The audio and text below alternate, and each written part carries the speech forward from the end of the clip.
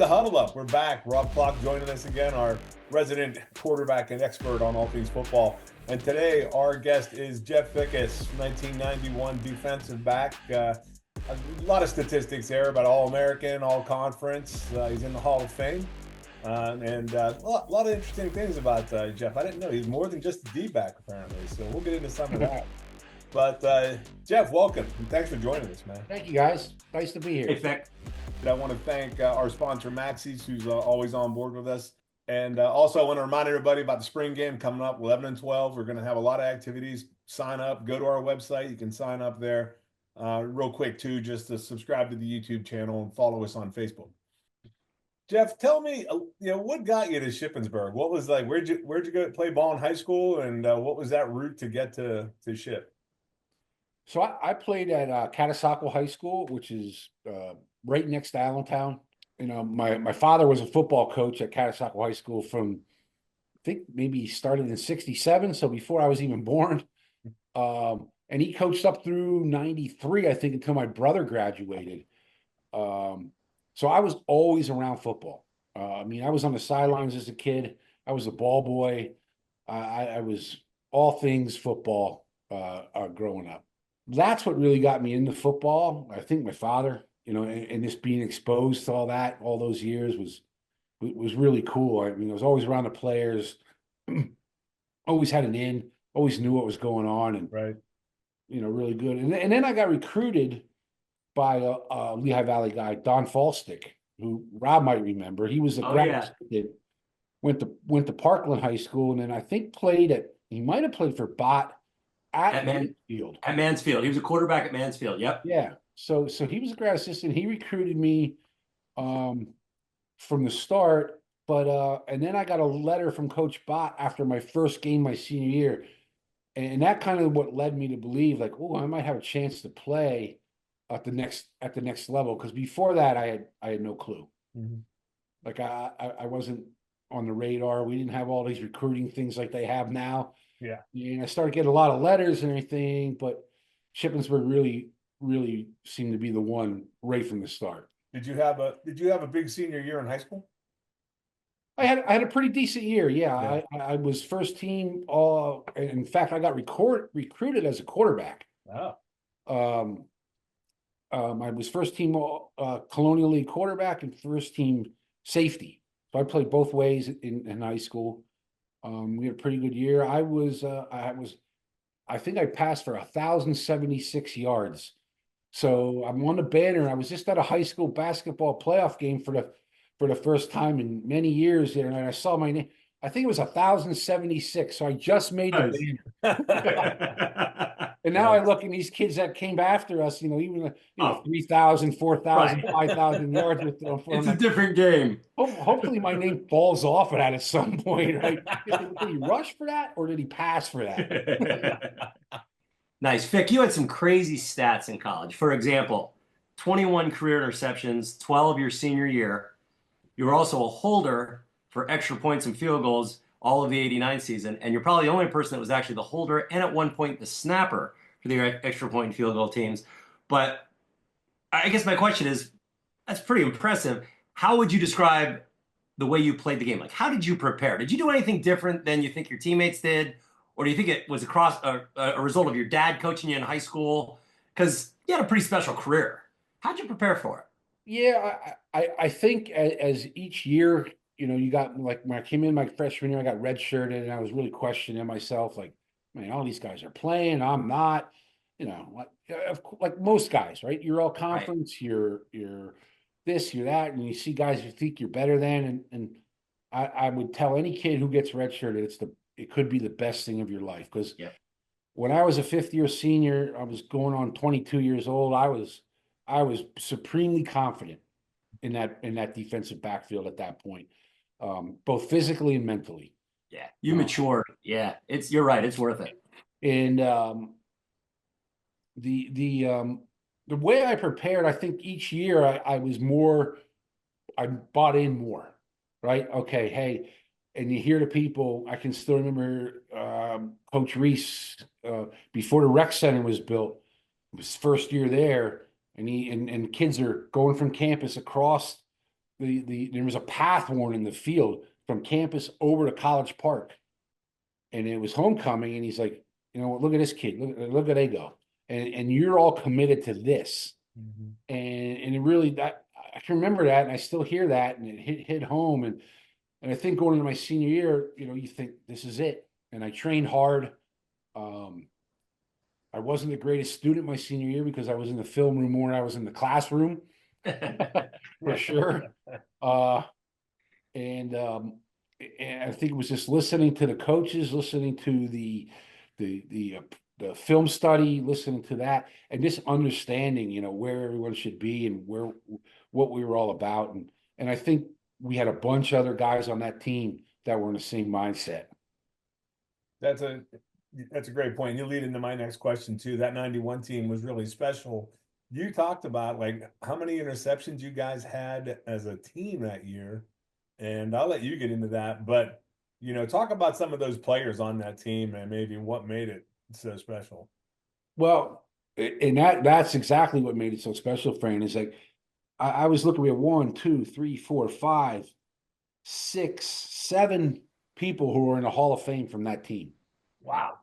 You know, that's Coach Mack, right? So he's up front, Rob Davis up front, Shane Maines and Kenny Pickett in linebackers, myself and as a defensive back, and then we had other great defense back, Jerry Dokes, Eric Little, who transferred in from Juniata, that really solidified that backfield. Mike Green, you know, Jerome Presley coming off the bench as a guy. You know, how many picks did you guys have that year as a team? Now you said we had 35 as a team. Wow, that's incredible. We were first in the PSAC. Yeah, I can imagine. But even on offense, we had Bill Pettyjohn, who's in a Hall of Fame running back. You know, Howie and then Winston Horshaw, who was a great special. He led the country in kickoff returns that year. So, you know, Brian Gilbert transferred in, I think, when I was for my junior year, which was a really nice step up at the quarterback. You know, I believe he came from Michigan State. So he was out of Michigan State, really? transferred back into Shippensburg, and really, you know, steadied that position because, you know, we had a number of different quarterbacks over the year. Like when I came in as a freshman in '87, I was 7th. Rob was probably ahead of me, Ford Chapman, Lauren Grieber. I can't even remember. And Steve Muchowski. Yeah, Muchowski, who was incoming freshman with me, was a player of the year in New Jersey, I believe. And I was like, I remember at like halfway through camp, they asked who wants to switch to defense. My hand didn't go up quick enough. Come on, I'm out of here. And I wasn't a fan of the wing tee. We were a pro style split backs, kind of drop back stuff in high school. And Fran, to be honest, and Rod, I wasn't smart enough to do all those moves and steps to go where, you know, you got guys going this way and that way. So how about this one? Going back to the 91 team. Would you describe that group like off the field and on the field? Like, was it a tight group?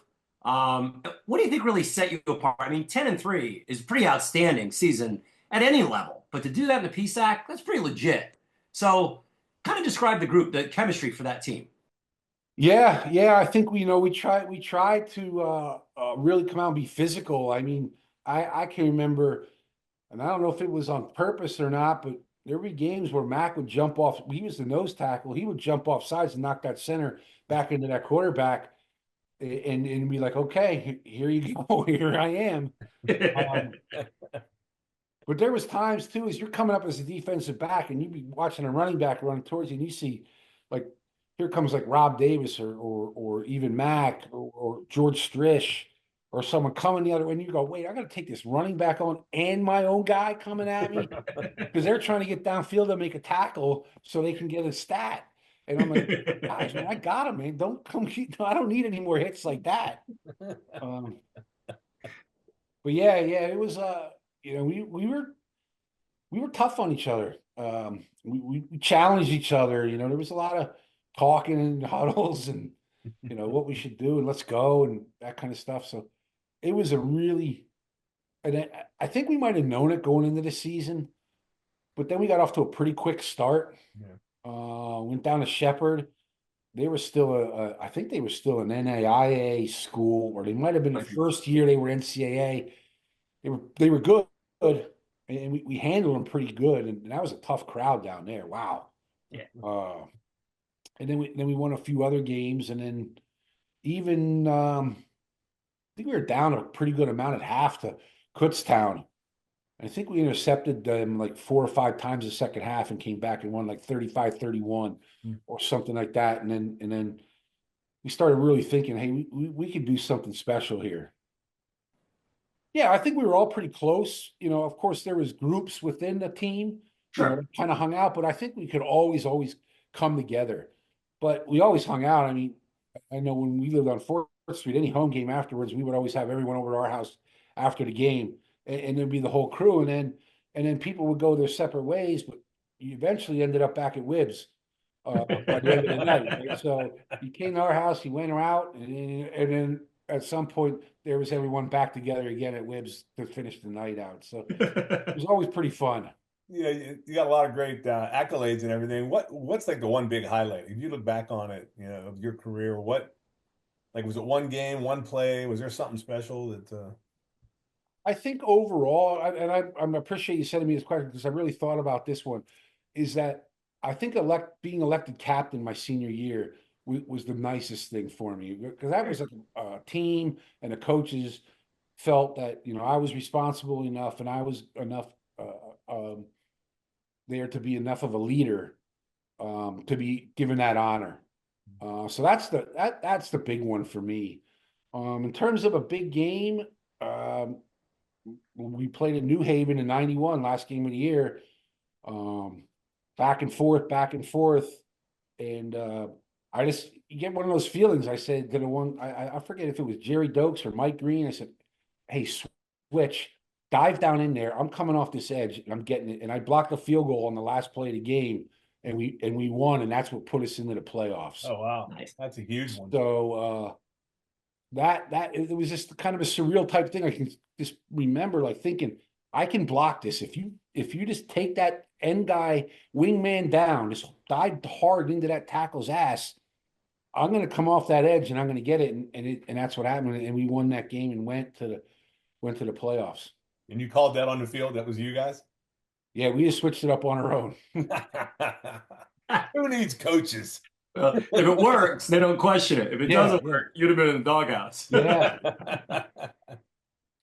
So again, Vic, you got a lot of honors and things like that, but I just learned this 2 Thursdays ago when we were together, and you downplayed it, but you did get a brief shot to play at the next level. Can you tell us that story about going up to Toronto? Because let's be honest, that was all of our dreams, and I know you're going to downplay it, but you did get a shot. So take the accolades. Tell us about it. Yeah, it was funny, kind of the season ends quickly. We got wiped by IUP in the second round of the playoffs. Yeah. Out at IUP the weekend after Thanksgiving, so then you come back to campus and you got maybe a week or so of classes, finals, and I'm done. I'm gone from school. I can remember being home now, not on winter break, but on You're done. my graduate right now. I remember asking my parents, "Hey, can I wait till after the first of the year to start, looking for a job?" And they were like, "Fine." And I remember my mom waking me up and giving me the newspaper and telling me I was named All-American, which was a very much of a surprise. That's how I found out. I didn't know any other way. And a couple days later, or maybe right after the new year, I got a call from Coach Fairbanks saying that this letter was in the football office for me. What should I do with it?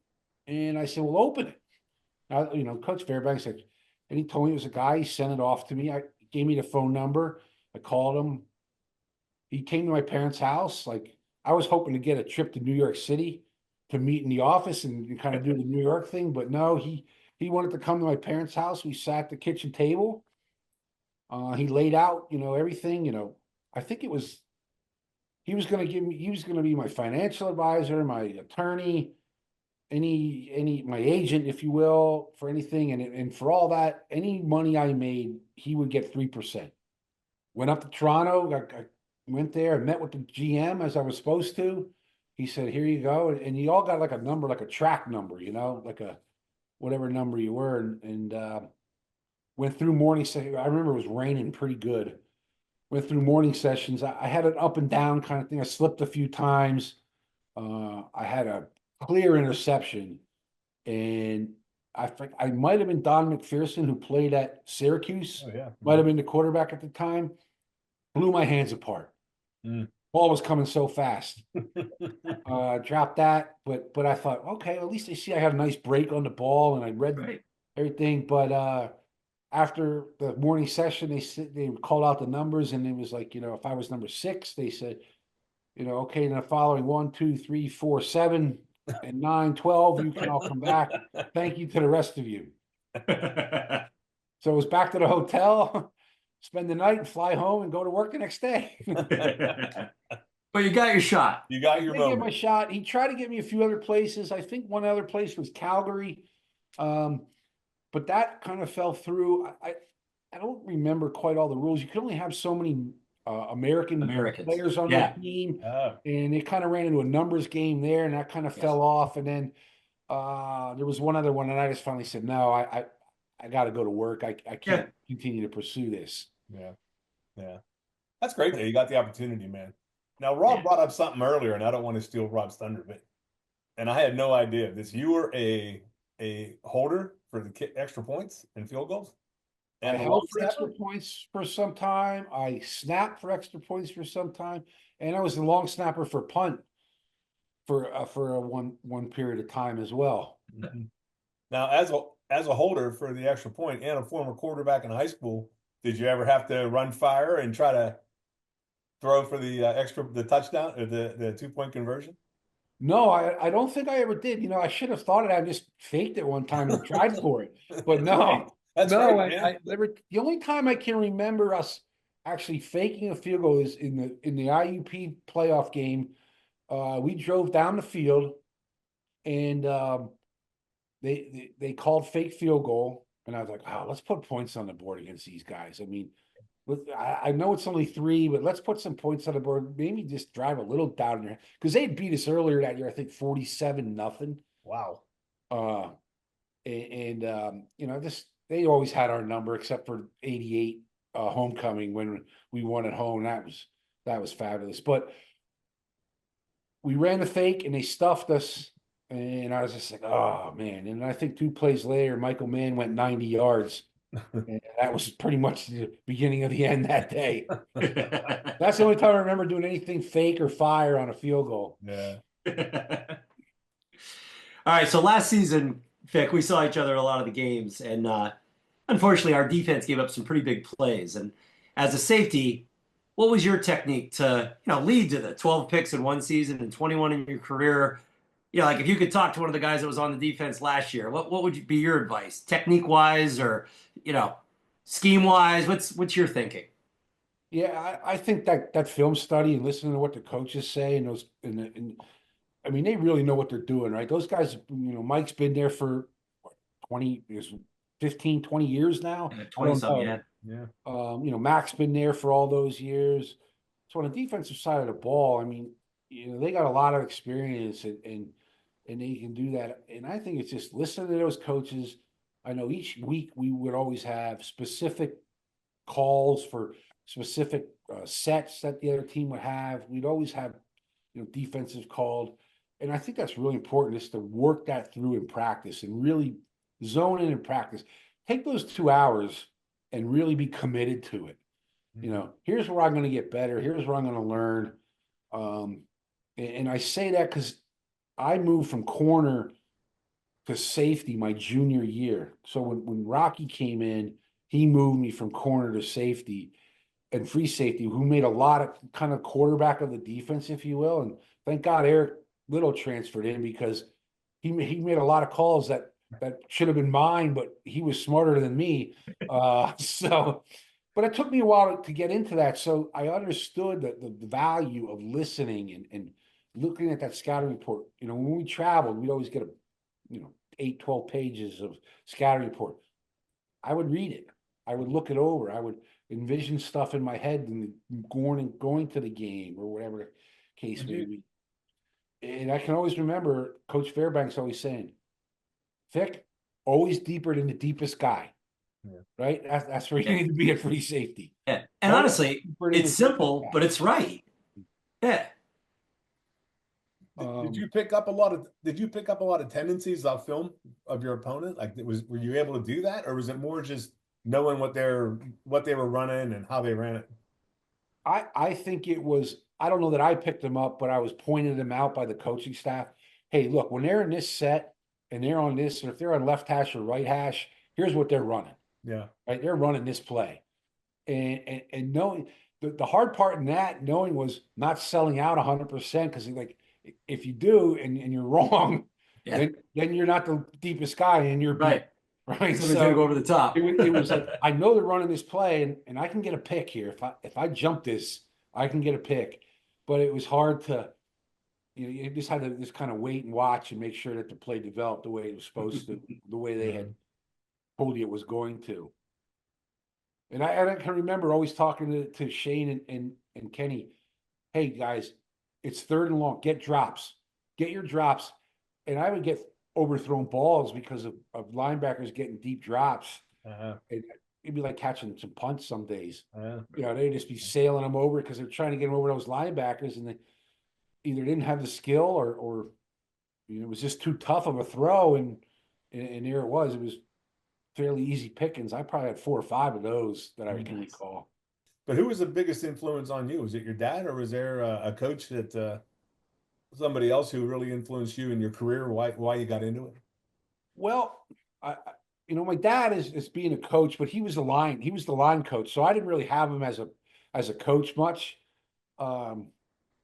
But just watching him and how he interacted with players, and you know, our coaching staff in high school wasn't yellers and screamers. They taught, you know, here's what happened. Here, why did you do this? Why? Here's what we want you to do. That kind of stuff. But that was from the head coach, to our assistant coaches, my father, and I knew all the coaches growing up because they were all school teachers that my dad was friends with, you know, and I was always around them. So it was kind of a different dynamic, you know, playing for them in that I knew them not just as coaches, but as people and what have you. But I'll tell you, one of the biggest influences on my attitude towards sports and how to go was my basketball coach in high school, Jay Haynes.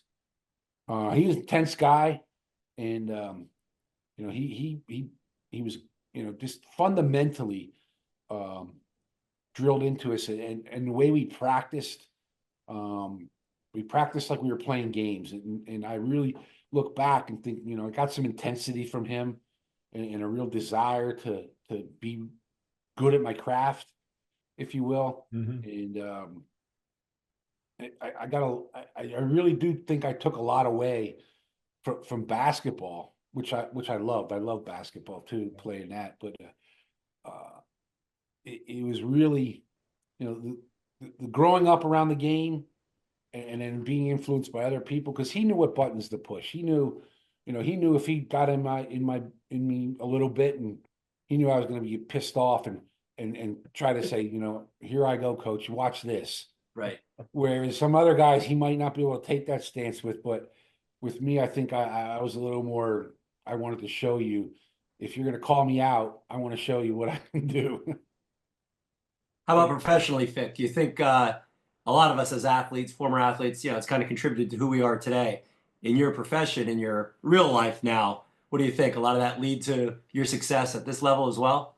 Yeah, you know, you kind of think, you know, what would I do in this situation?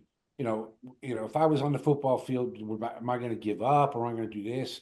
No, you kind of just take from that experience and understand, and you realize there's teammates that can help you, right? I mean, you're not at it alone on a lot of occasions, and that's the thing you got to realize is there's people there to help you, and it's not a weakness to ask for that. It's a strength in our thoughts, is that, hey, what's your opinion here? I need a little help with this, and we get through it.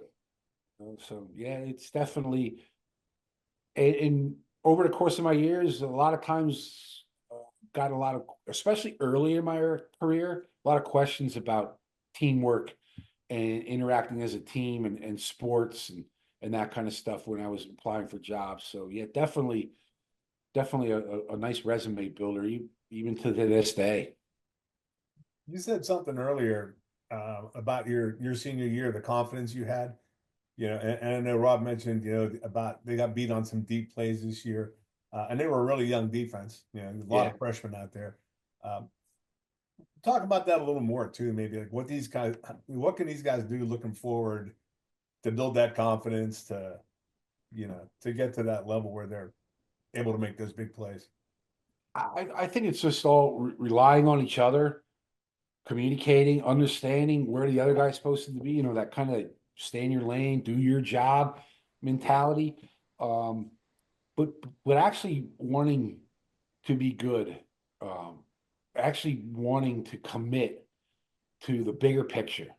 And I think Mac does a great job over the years of speaking of family and Red Raider pride and all that. And he really has over the years reached out to a lot of people and really, done well with that. And I think these kids need to understand that and buy into that, because there's not many people, you hear people say, oh, well, my kid's this and my kid's that. No, they're not, right?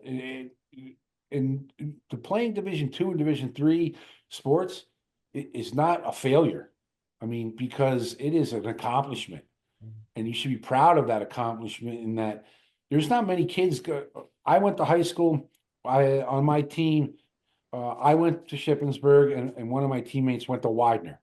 We were the only two, and there was no one the year before that went away to play college football. And I don't believe the year after anyone went away to play college. Maybe one kid went away to play college football. So we didn't have a huge team, but maybe 100 kids over 3 years. 3 people went to play college football. Right. So, I think I was more proud now than I probably was back when I first went to school. That, hey, I got to compete at a very high level of Division II football in the PSAC. And a lot of great players, and not many, but some who played professionally. Okay. And when people say, "Oh, you played in college," and you're like, "Yeah, I did. I played at Shippensburg University," and I'm really proud to say that. Very much so.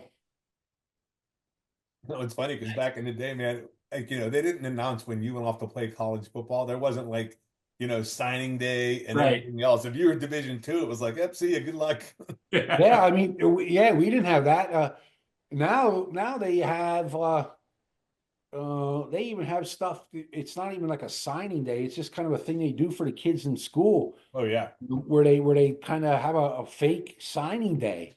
Right. It's nice. It's good. It's a good thing for the kids. It's Absolutely. It's not the kid with the hats across the table who's picking up a hat. It's just kind of, hey, I'm going to your sign us to play basketball or whatever the case may be. But it's pretty neat. That was all I had, Jeff. Anything else you want to talk about? Anything on your mind? No. I think just I appreciate you guys having me. It's really nice to talk about the old days. Oh yeah. But I'm looking forward to the spring game. I'm looking forward, the next 2 podcasts. You got Howie next week. You got Franklin and Buren a week after that. Baby. Yeah. Frank was a senior when I was a freshman. So from what I understood was a unbelievable eye back. Yes. And he got hurt against IUP. Yeah. That's why I hate those guys. Man, that IUP, how about it? Jeez. Always. They got our number. All right, man. Well, thanks a lot, Jeff, for coming in. And I got to thank Maxie's our sponsor. Thanks to Max. Thank you, Maxie's. And we talked about it, and I appreciate that, Jeff, that spring game, April 11 and 12. And get online, rr4l.org, and sign up for the spring game, everybody. And look forward to seeing everybody up there. Thanks again, Jeff. Thanks, Rob. As always, great job. And Good seeing you, Fick. All right. Take care, guys. Thank you very much. Thanks.